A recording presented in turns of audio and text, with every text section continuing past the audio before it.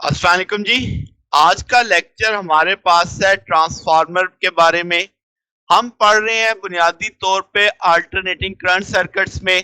हमने इसमें एसी का बिहेवियर देखा, रेजिस्टर से, कैपेसिटर से, इंडक्टर से, फिर आरएलसी सीरीज का कंसेप्ट देखा।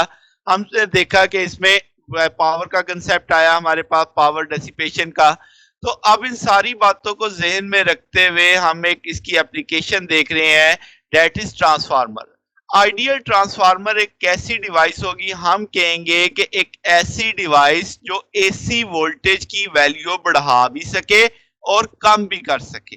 ठीक होगी बात। तो आपके पास इस दौरान जो है, जो करंट और वोल्टेज का जो प्रोडक्ट है, मगर वो कांस्टेंट रहेगा। ये बात ध्यान में रखनी है। आपने ये नहीं समझना कि वोल्टेज बढ़ गई तो करंट भी बढ़ जाएगा। आप एक ऐसी डिवाइस जो वोल्टेज को बढ़ा भी सकता है और कम भी कर सकता है, मगर मगर इस दौरान वोल्टेज और करंट का प्रोडक्ट कांस्टेंट रहेगा, उसे हम ट्रांसफार्मर कहते हैं। ठीक होगी बात। तो अब कंस्ट्रक्शन क्या है? कंस्ट्रक्शन अगर आप देखें तो इसमें कोई भी पार्ट मूव नहीं करता, ये यानी स्टैटिक डिवाइस है हमारे पास। तो इसमें आपको दो क्वाइल्स दिख रही हैं। आपके पास दोनों क्वाइल्स में फिग में देखें नंबर ऑफ टर्न्स डिफरेंट है। एक को मैंने N1 का नाम दिया है, एक को N2 का नाम दिया है, और ये एक आयरन कोर के ऊपर मैंने इनको वाउंड किया हुआ है। और ये एक दूसरे के साथ यानी इनका बाहमी ताल्लुक नहीं है, यानी एक कॉइल दूसरी कॉइल के साथ किसी भी तरीके से जुड़ी हुई नहीं है। ठीक है। तो हम ये मानते हैं कि आपके पास इन दोनों कॉइल्स की जो रेजिस्टेंस है वो निग्लिजिबल है। ठीक होगी बात। तो बहुत सारी बातें मैंने कर दी। मैंने कहा कि आपके पास दो कॉइल्स हैं, एक coil different number of turns आपको दिख रहे हैं। तो एक आपके पास प्राइमरी कहलाएगी, एक सेकेंडरी कहलाएगी। आमतौर पे जिसमें हम सोर्स लगाते हैं, ईएमएफ सोर्स लगाते हैं, डेट इज कॉल्ड प्राइमरी, और जिस पे लोड अप्लाई होगा डेट इज कॉल्ड सेकेंडरी। ठीक है। फिर आपके जो याद रखने की बातें हैं कि इन दोनों कॉइलों का आपस में कोई ताल्लुक नहीं है। फिर आपको यह भी याद रखना है कि इन कॉइल्स की रेजिस्टेंस निग्लिजिबल है। ठीक होगी बात। अब वर्किंग प्रिंसिपल की बात करें तो ये फैराडे लॉ पे काम करेगा। फैराडे लॉ कहता है rate of change of magnetic flux equivalent होता है इंड्यूस्ड ईएमएफ के। क्या मतलब कि अगर आप किसी टर्न्स में, जैसे प्राइमरी टर्न है उसमें एक एसी सोर्स लगा देते हैं, तो वो एसी सोर्स अब हर लम्हा अपनी ईएमएफ को चेंज कर रहा होगा, यानी एक साइनोसाइडल वैल्यू हो रही होगी। तो इसका मतलब ये होगा कि जो आपके पास सेकेंडरी टर्न है, जो किसी ना किसी लोड के साथ, पंखा, ट्यूब, बल्ब, किसी चीज के साथ जुड़ी होगी, तो वहां पे भी आपके पास फ्लक्स की चेंज आएगी। तो आपके पास अगर, हाँ एक चीज, अगर आपके पास सेकेंडरी पे कोई चीज नहीं लगी हुई तो वो ओपन सर्किट कहलाएगा। ओपन सर्किट में तो करंट नहीं फ्लो कर सकता। तो सेकेंडरी पे हमें जो करंट को इस्तेमाल करने के लिए क्लोज सर्किट चाहिए। अच्छा, अब सादा सादा लफ्जों में बात क्या करते हैं। तो ये प्राइमरी है जिसमें एसी सोर्स लगा हुआ है। आप इसमें एसी सोर्स लगाने की वजह से ईएमएफ हर लम्हा चेंज हो रही है, करंट चेंज हो रहा है। करंट चेंज होने की वजह से मैग्नेटिक फील्ड चेंज हो रही होगी, यानी फ्लक्स चेंज हो रहा होगा। ये जो फ्लक्स की चेंज है ये सेकेंडरी कॉइल तक भी पहुंचती है। अब इसका मतलब आपके पास जब बी वेरी करेगा तो सेकेंडरी के अंदर rate of change of magnetic flux आएगा, जो फैराडे लॉ के मुताबिक वहां पे ईएमएफ पैदा हो जाएगी, इंड्यूस्ड ईएमएफ आ जाएगी। ठीक है। तो ये जो ईएमएफ पर टर्न अगर आप देखो तो ये अब आपके पास सेम होगी, जितनी प्राइमरी में है उतनी सेकेंडरी में है। यानी कि आपके पास फ्लक्स तो एक ही है ना भाई। आपके पास जितना फ्लक्स N1 से है उतना ही N2 तक है, और आपके पास अब टर्न्स की तादाद फर्क डालेगी। अगर टर्न ज्यादा होंगी तो हर टर्न का ईएमएफ जमा करते करते करते टोटल ईएमएफ वहां पे ज्यादा हो जाएगा, और अगर टर्न्स कम होंगी तो इसका मतलब हर टर्न के लिए ईएमएफ कम, टोटल ईएमएफ कम बनेगा आपके पास। तो यहाँ पे जो सबसे कीमती बात है कि आप जो स्टडी करते हो वो ईएमएफ पर टर्न करते हो, और वो प्राइमरी और सेकेंडरी के लिए सेम होता है। ठीक है। तो अब आपके पास जब आप प्राइमरी पे वोल्टेज लगाते हो तो वो that is equal to VPNP आ जाएगा। क्या मतलब कि आपके पास जो प्राइमरी में पोटेंशियल डिफरेंस बनेगा तो induced EMF into N number of turns in primary. ठीक होगी बात। सेम केस फॉर सेकेंडरी, कि सेकेंडरी में जो ईएमएफ आएगी उसको उसकी नंबर ऑफ टर्न से मल्टीप्लाई कर दो तो टोटल पोटेंशियल डिफरेंस पता लग जाएगा। तो अब अगर आप यहां से कहते हो कि भाई ईएमएफ तो दोनों तरफ सेम है क्योंकि फ्लक्स की चेंज सेम है, तो आप रेशियो ले सकते हो वीएस ओवर एनएस बराबर है किसके, वीपी ओवर एनपी के। तो ये टर्न्स रेशियो का फार्मूला कहलाता है, यानी सेकेंडरी का potential difference divided by primary का पोटेंशियल डिफरेंस। तो ये जो दो पोटेंशियल डिफरेंस की रेशियो है ये उनकी नंबर ऑफ टर्न्स की रेशियो जितनी होगी, यानी सेकेंडरी की turns ratio divided by primary की टर्न्स रेशियो आ जाएगी आपके पास। तो अगर एनएस ग्रेटर होगा एनपी से तो अल्टीमेटली ऊपर वाला फैक्टर बड़ा है, तो आप कहोगे वीएस ग्रेटर होगा वीपी से, तो आप कहोगे ऐसा ट्रांसफार्मर स्टेप अप ट्रांसफार्मर है।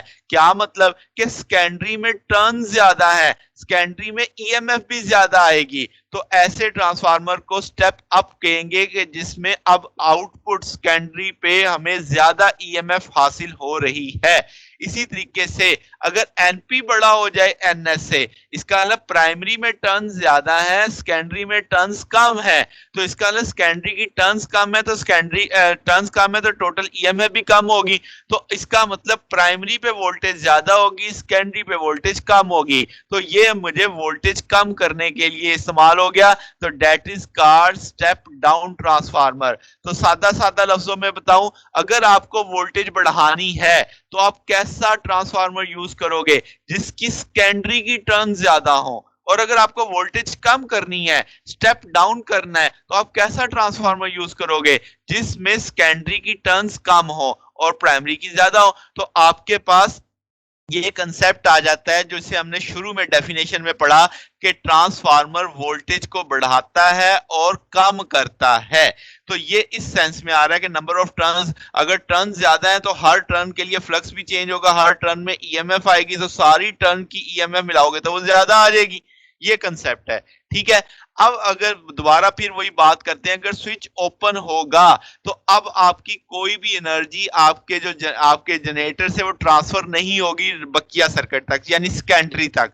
तो इसका मतलब सेकेंडरी को क्लोज करना पड़ेगा, कोई ना कोई लोड लगाना पड़ेगा, फिर वो फ्लक्स की चेंज वहां पे ट्रांसफर होके वहां पे एनर्जी ट्रांसफर होगी, ठीक है। तो अब जब सर्किट क्लोज हो गया, आपने कोई रेजिस्टेंस, पंखा, ट्यूब, बल्ब लगा दिया, तो वहां पे करंट फ्लो करेगा, डेट इज कॉल्ड आईएस। अब ये जो करंट है, तो जनाबे वाला अब आएगा लेंज़िस लॉ की कहानी, कि यहाँ पे जो करंट प्रोड्यूस हो रहा है वो अपने मैग्नेटिक फ्लक्स के चेंज कोर की वजह से आ रहा है, तो वो फ्लक्स एक अपोजिंग ईएमएफ बनाएगा, यानी जो ईएमएफ प्राइमरी में आ रही है उसकी मुखालफत में। सादा सादा लफ्जों में दोबारा बात करता हूं कि अब आपकी सेकेंडरी में करंट चल रहा है, ठीक होगी बात। अब वो जो करंट चल रहा है उसकी अपनी मैग्नेटिक फील्ड होगी। अब लेंस, ये जो करंट बना ये फैराडे लॉ की वजह से बना। फैराडे लॉ का मतलब इंड्यूस ईएमएफ, इंड्यूस करंट। तो इस इंड्यूस करंट को अपनी काज को अपोज करना है, तो ये कैसे अपोज करेगा, तो ये चलने वाला करंट अपनी मैग्नेटिक फील्ड बनाएगा, वो मैग्नेटिक फील्ड प्राइमरी वाली जो मैग्नेटिक फील्ड है वहां उसे अपोज करेगी, यानी वहां पे जो ईएमएफ इंड्यूस हो रही है सेकेंडरी के अंदर वो अपनी मैग्नेटिक फील्ड के जरिए प्राइमरी वाली फील्ड को अपोज करेगी, यानी अपनी काज को अपोज करेगी। तो ये सारी बात अब लेंज़िस लॉ वाली समझाई जा रही है कि सेकेंडरी में करंट चलेगा, सेकेंडरी की अपनी मैग्नेटिक फील्ड होगी और वो बुनियादी तौर पे फ्लक्स को अपोज करेगी, जिस फ्लक्स की वजह से वहां पे ईएमएफ इंड्यूस हो रही है। तो ये बात है सारी, ठीक है। अब जनाब आगे चलते हैं। अब जाहिर है वो तो अपोज कर रही है, तो मुझे मेंटेन करना है कि प्राइमरी की वोल्टेज क्या रहे, मेंटेन करनी है। तो अब आपके पास जो अल्टरनेटिंग करंट है प्राइमरी में वो आप आ जाएगा ईएमएफ, वहां पे उसे करंट को कम होने से क्या करेगी, रोकेगी। तो अब आपके पास इस तरीके से जो मैग्नीट्यूड और फेज है आईपी का, वो आपके पास जो इंड्यूस्ड ईएमएफ है आईपी की उससे बिल्कुल क्या होगा, अपोजिट होगा। बात समझ आ रही है। तो आपके पास अब बात को समझो कि आप जब फ्लक्स प्राइमरी की हम बात पहले करते हैं, क्या प्राइमरी को अपोजिंग फ्लक्स मिला, कहां से मिला, सेकेंडरी से मिला। अब इसका मतलब वहां पे वो उस ईएमएफ को कम करने की कोशिश करेगा, मगर वो ईएमएफ अपने करंट को बढ़ाने की, उसी सिंथ में चलाने की कोशिश करेगी, यानी एक दूसरे के क्या आगे कि आपके पास एक दूसरे के इफेक्ट को कैंसिल कर रहे होंगे। प्राइमरी वाला करंट आप बढ़ने की कोशिश करेगा, सेकेंडरी वाला उसे कैंसिल करने की कोशिश करेगा। अच्छा जी, अब आईएस और आईपी को जरा एनर्जी के कंसेप्ट से समझते हैं, law of conservation of energy लगाते हैं। तो आप बोलोगे रेट जिस पे आप एनर्जी ट्रांसफर कर रहे हो प्राइमरी को, तो वो बोलोगे IP VP, P is equal to I V होता है। तो आई आप प्राइमरी का करंट, प्राइमरी की वोल्टेज दे लो, फिर आप कहोगे जो ट्रांसफर हुई सेकेंडरी पे वो कितनी होगी power, I S V S कह लो।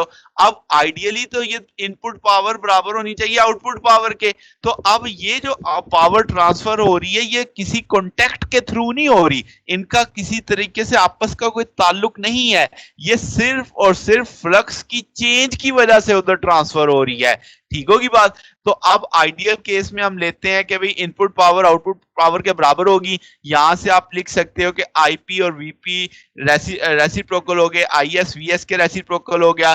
तो अब ये एक आपके टूल तीनों चीजों को आपने मिला के लिख दिया, आईपी ओवर आईएस बराबर है वीएस ओवर वीपी बराबर है एनपी ओवर एनएस के। ये इक्वेशन हमें बताती है कि आपके पास जो सेकेंडरी का करंट है वो डिफर करेगा प्राइमरी के करंट से। ठीक है, वो डिपेंड करेगा किस पे, टर्न्स रेशो पे। तो अब आपके पास यहां पे ना एक कंसेप्ट आ जाता है, कंफ्यूज करता है, ओहम लॉ। ओहम लॉ है अप्लाइड पोटेंशियल डिफरेंस पे, कि जिसमें बैटरी आपने लगाई है उसमें पोटेंशियल डिफरेंस बढ़ाओगे तो करंट बढ़ेगा। यहां पे उलट है कि अगर आप प्राइमरी पे वोल्टेज बढ़ाओगे तो प्राइमरी का करंट कम हो रहा होगा। क्यों? अब सारी बात लेंज़ेस लॉ की है। जब प्राइमरी में ईएमएफ बढ़ेगी, फ्लक्स चेंज होगा, ईएमएफ आएगी, तो प्राइमरी के अपने अंदर जो ईएमएफ सेल्फ इंडक्शन हो रही है वो करंट को बढ़ने से रोकेगी। यानी आप पोटेंशियल डिफरेंस बढ़ा रहे हैं मगर करंट वहां से क्या हो रहा है, कम हो रहा है। तो वो रेसिप्रोकल का कंसेप्ट इंड्यूस के साथ है। यानी ये टूल जो इस वक्त हाईलाइट हो रहा है ये अब आप सिर्फ तब समझोगे कि वोल्टेज और करंट एक दूसरे के इनवर्सली हैं for induce EMF, for induce current. Applied voltage के लिए ये मामला ऐसा नहीं है, वहां पे ओहम लॉ ही अप्लाई होता है। तो जनाब ये हमारा टॉपिक था आज का, ट्रांसफार्मर एक एप्लीकेशन है बेसिकली फैराडे लॉ की हमने देखी। तो जनाब अगर आपको इसमें कोई बात पूछनी हो, कोई डाउट हो, कोई क्वेश्चन हो तो आप कमेंट्स में पूछ सकते हैं। वीडियो अच्छी लगी हो तो वीडियो को लाइक कीजिएगा, दोस्तों के साथ शेयर कीजिएगा और चैनल को लाजमी सब्सक्राइब कर दीजिएगा। आज के लिए बस इतना ही, बाकी इंशाल्लाह फिर नेक्स्ट देखेंगे। ओके, अल्लाह हाफिज।